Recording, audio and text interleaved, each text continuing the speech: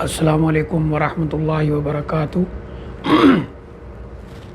الحمدللہ رب العالمین والعاقبۃ للمتقین والصلاۃ والسلام علی اشرف الانبیاء والمرسلین نبینا و رسولنا و حبیبنا محمد وعلی آلہ و اصحابہ اجمعین، اما بعد۔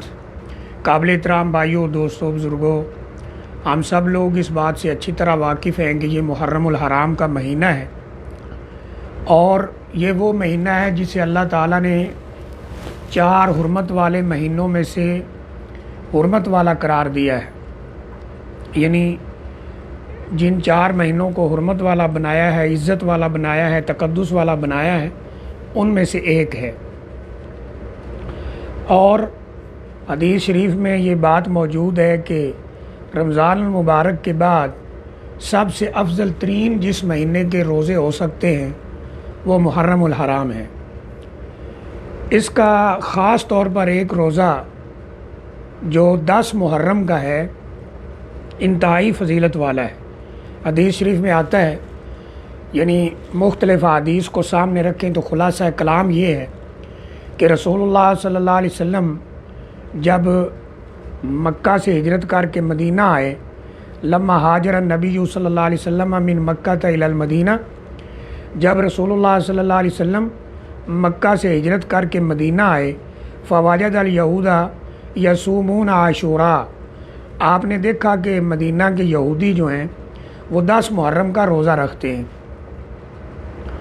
رسول کریم صلی اللہ علیہ وآلہ وسلم نے ان سے پوچھا، اور بعض روایات میں یہ لفظ ملتے ہیں کہ عاشوراء کا روزہ پہلے مسلمان بھی رکھتے تھے، پھر جب رمضان مبارک کے روزے فرض ہوئے تو یہ نفل روزہ قرار دے دیا گیا، جو چاہے رکھ لے اس کو ثواب ہے، جو نہ رکھے تو اسے کوئی گناہ نہیں۔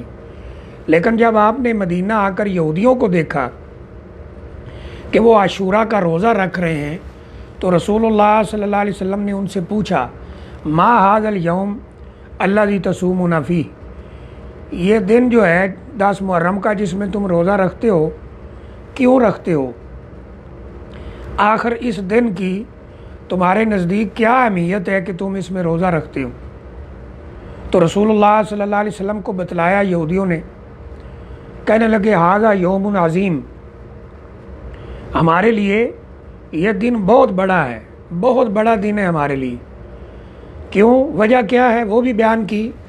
کہنے لگے نجی اللہ موسیٰ و قومہ من فرعون، کہ حضرت موسیٰ علیہ الصلاۃ والسلام اور ان کی قوم یعنی بنی اسرائیل کو اللہ تعالیٰ نے فرعون کے ظلم سے اس دن نجات عطا کی، اس لیے ہم یہ روزہ رکھتے۔ نبی اکرم صلی اللہ علیہ وسلم فرمانے لگے نحن احق بموسیٰ، ہمارا تعلق تمہاری نسبت موسیٰ علیہ الصلاۃ والسلام سے زیادہ ہے۔ تو فرمایا، ایک حدیث میں آتا ہے کہ فرمایا صوموا وخالف الیہود، روزہ رکھو۔ ایک میں ہے کہ فصام و امر بصیامہ، آپ نے روزہ رکھا، صحابہ اکرام کو بھی حکم دیا کہ روزہ رکھیں۔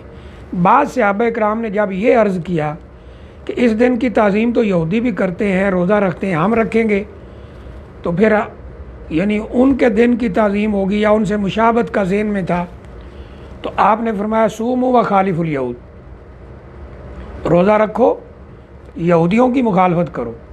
اور وہ مخالفت کیسے ہے؟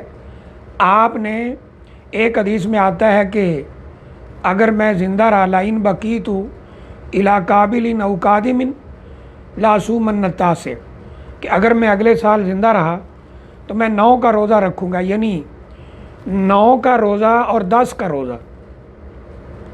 بعض ہمارے بھائی، ہمارے علماء جو بہت الحمدللہ علم کے اندر ان کا نام ہے، ان کے نزدیک صرف 9 کا ہے، لیکن جو صحیح بات مختلف محققین علماء کی بات سے لگتی ہے کہ آپ نے فرمایا تھا کہ میں 9 کا بھی رکھوں گا، یعنی 9 اور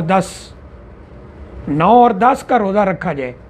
اگر کسی وجہ سے 9 اور 10 کا نہ رکھا جائے تو پھر یہودیوں کی مخالفت کے لیے ایک دن بعد بھی رکھا جا سکتا ہے، یعنی 10 اور 11 کا۔